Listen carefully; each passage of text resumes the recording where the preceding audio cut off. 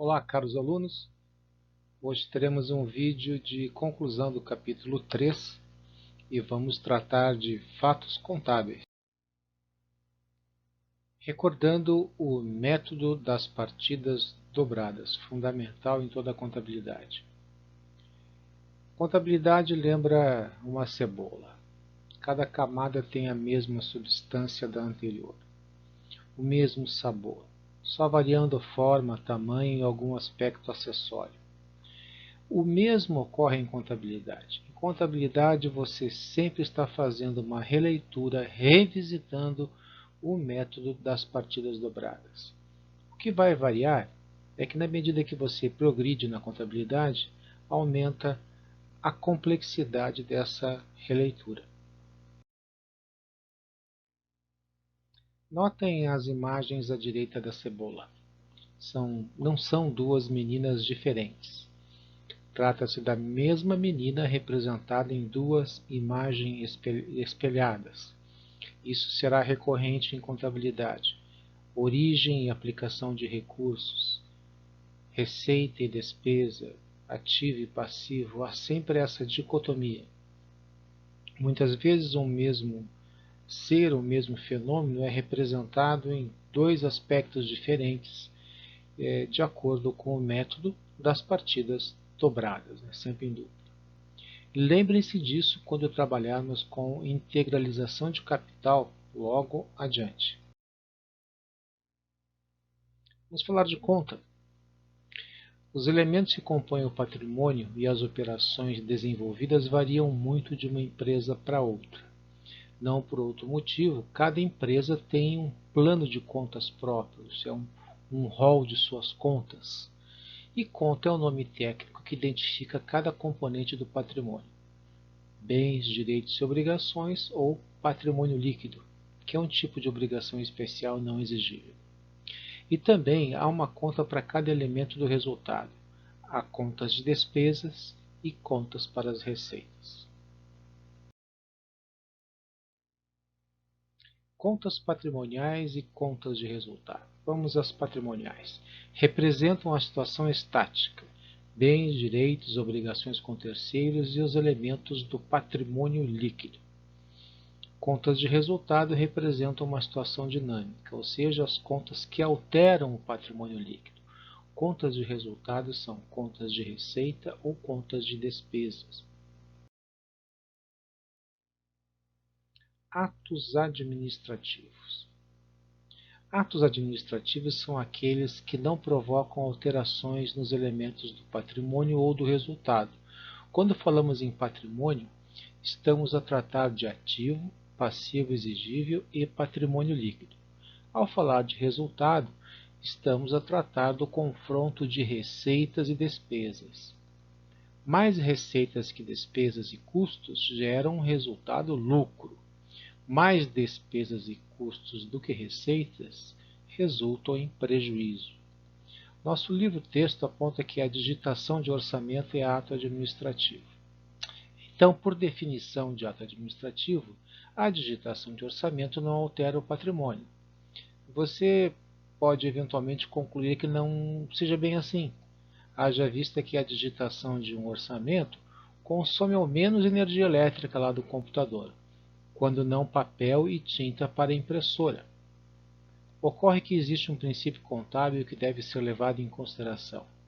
Vamos a ele.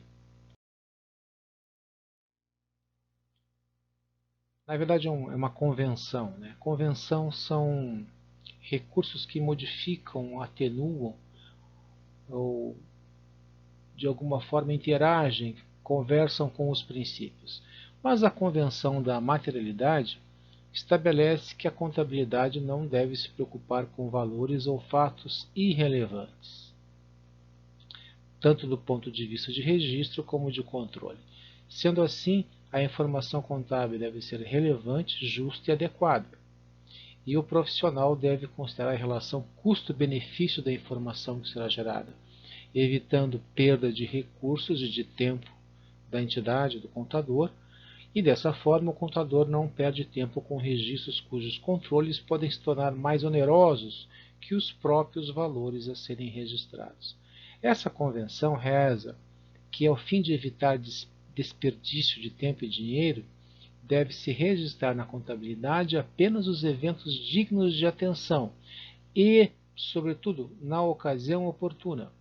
Por exemplo, sempre que os empregados do escritório se utilizam de papéis e impressos da firma, registra-se uma diminuição do ativo da empresa. Ocorre uma diminuição do ativo da empresa. Diminuição essa que poderia teoricamente ser registrada, ser lançada na contabilidade na medida de sua ocorrência. Gastei uma folha, registro despesa com uma folha. Entretanto, isso não é feito porque é irrelevante. E a despesa só é apurada, esse tipo de despesa de material de almoxarifado, no fim do período por diferença de estoques. Se compara qual era o estoque do almoxarifado no começo do exercício e qual o estoque no final. A diferença vai ser a despesa com aquele material.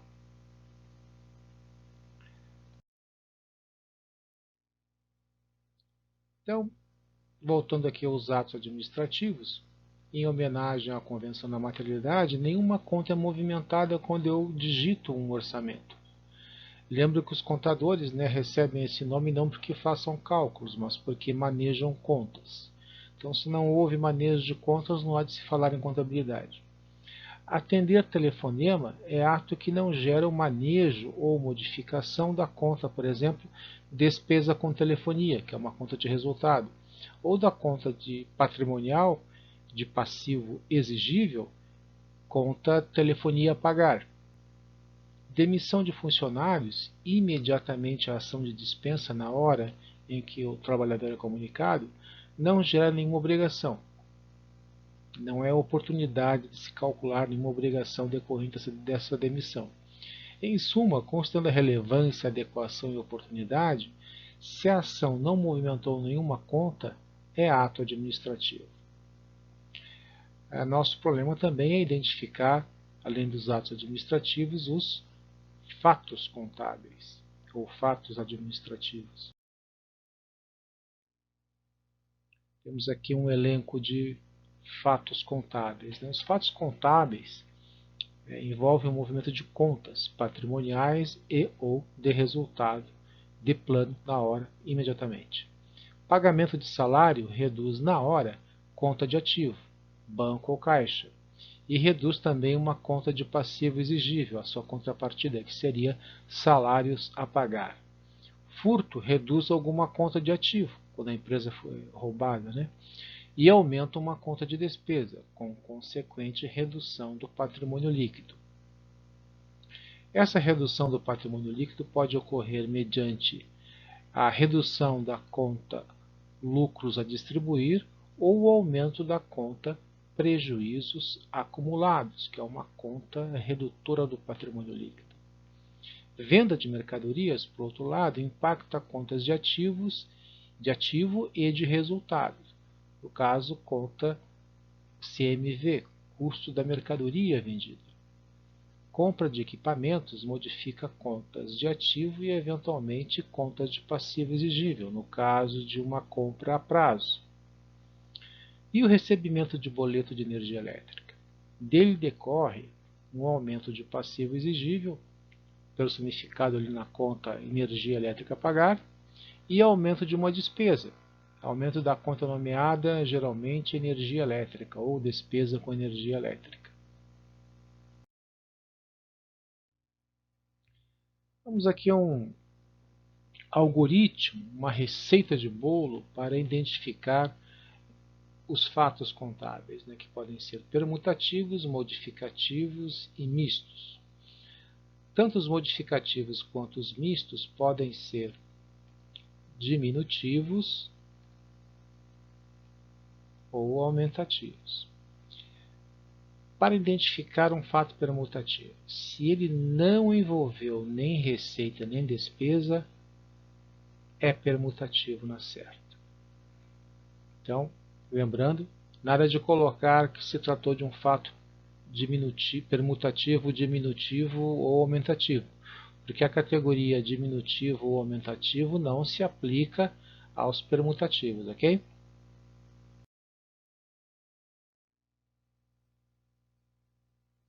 O fato permutativo também é chamado de compensativo. Agora, se o fato envolveu receita ou despesa, ele poderá ser modificativo ou misto. Se envolveu receita e despesa e alterou somente quantidades, sem permutações entre elementos patrimoniais, será um fato modificativo. Aqui não houve permutação. Se envolveu receita e despesa e alterou quantidades com troca entre elementos, entre contas do patrimônio, será um fato misto. O fato misto ele é ao mesmo tempo qualitativo e quantitativo. Se após o fato o patrimônio ficou maior, ele vai ser um fato aumentativo. Se ficou menor, será diminutivo, quer seja modificativo ou misto o fato de que se trata. A contabilidade ela é aplicável quer seja uma empresa regularmente constituída ou não. Ela será importante para uma empresa irregular, como aquela cujo objeto é a venda de doces em uma feira. Mesmo quando a atividade é ilícita, a contabilidade também tem o seu lugar, infelizmente. Organizações criminosas de toda sorte têm, por assim dizer, o seu departamento contábil. Aliás, foi o registro de operações contábeis em operações criminosas que já levou grandes próceres do crime à cadeia, até mesmo por sonegação fiscal. Essa verdade dura, enunciada, que a contabilidade também é utilizada pelos criminosos, para acrescentar mais uma camada aqui ao método das partidas dobradas, vamos considerar a constituição de uma empresa de logística cujo objeto social seja a entrega de encomendas. Então, é uma empresa cujo objeto social é lícito. A empresa apenas começa de forma informal. O empresário, então, contrai um empréstimo com um parente para arcar com as despesas iniciais. Nesse momento, o empreendimento já existe, mas ainda não foi ainda regularizado.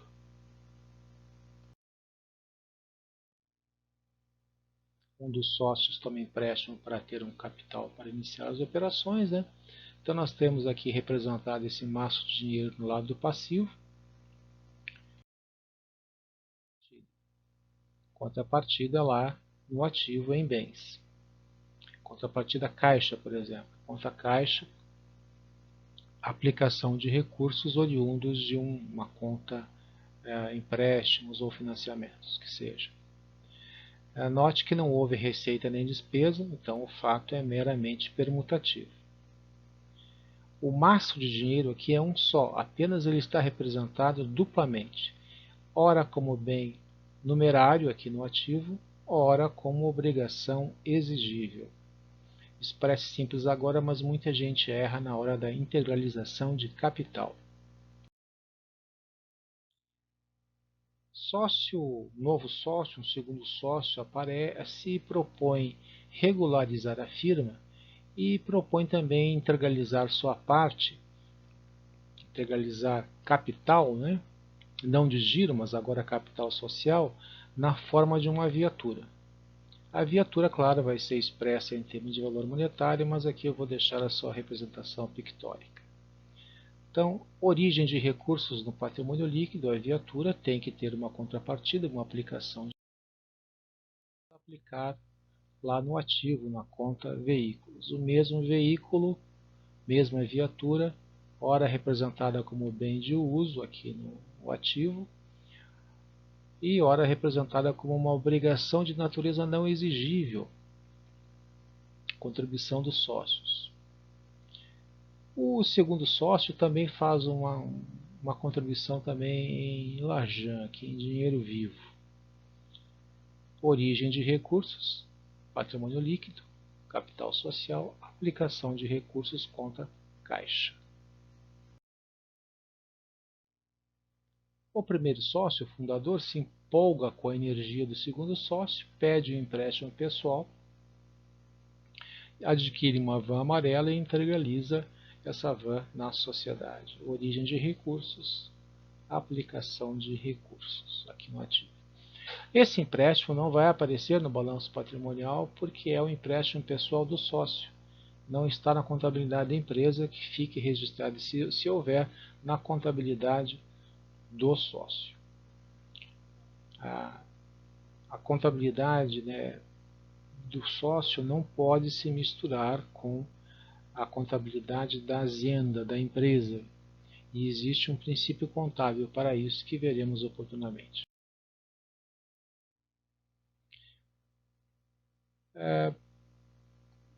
A empresa adquire uma empilhadeira, fato, né, permutativo. O que aconteceu? Vamos voltar aqui uma tela. Tínhamos um maço de dinheiro que foi trocado por essa empilhadeira aqui. Fato meramente permutativo, não envolveu receita nem despesa.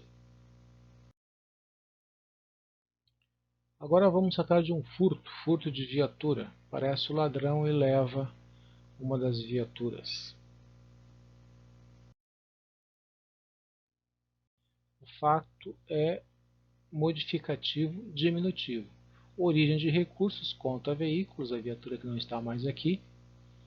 Houve uma redução do patrimônio líquido, portanto, sem permutação entre elementos patrimoniais. Fato modificativo diminutivo. A viatura que não estava aqui também agora não está mais no patrimônio líquido.